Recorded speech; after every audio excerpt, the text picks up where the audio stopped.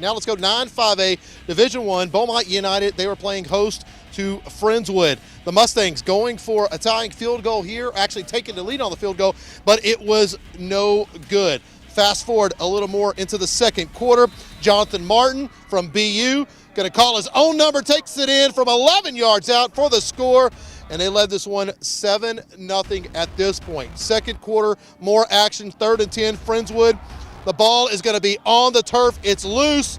They would get it back, but they would eventually turn over the ball on downs. Let's see where we'd go from here. Jackson Rhodes from the Mustangs, 41 yards to the house. That's a game-tying touchdown for Friendswood, a team that needed a win just as bad as BU to stay in that playoff hunt. Then it's Hunter Smyer, or Smyrel. I'm sorry if I say your name wrong. Smyrel.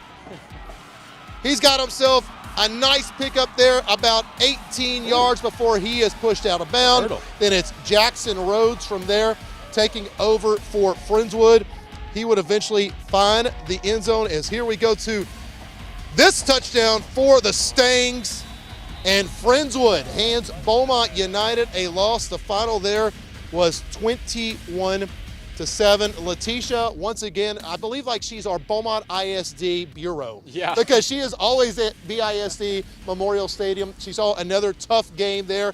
But BU falls in this one 21-7. Letitia, how did it all go down?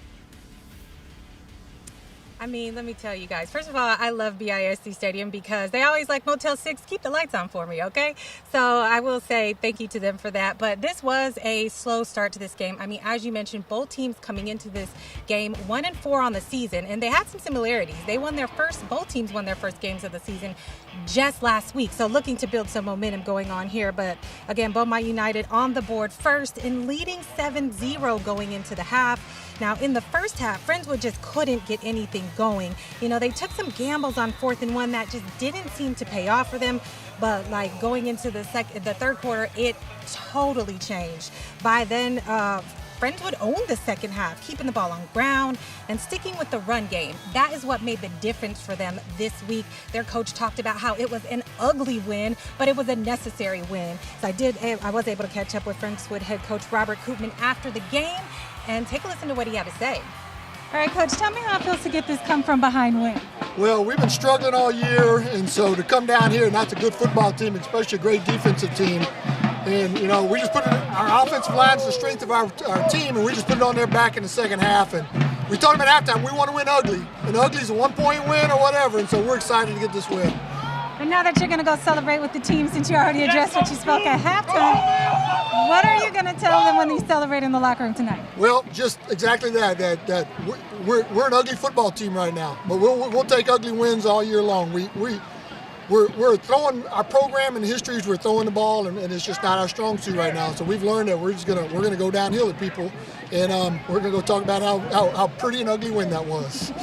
And what are you guys going to do to make adjustments for your next game next week? Oh, I'm going to worry about that tomorrow morning. I'm not going to worry about that tonight. We'll look at plenty of video report and we'll figure that out. Perfect. Thank you, Coach. Congratulations. Thank you. Appreciate it.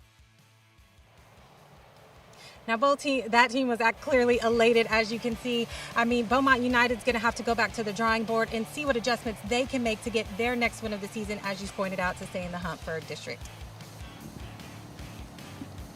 Appreciate it, Letitia. Great work as always. And yeah, she's right. You know, Beaumont United has to go back to work. They're running out of time, and they're running out of games to get wins if they're going to think about going to the playoffs. So they definitely got to turn things around in a hurry. Yeah, growing pains, I think, for a young program. Still trying to find their identity, which is going to happen. I mean, but you know who they're going to play next week? Who's that? Titan Tempo, and you were there tonight.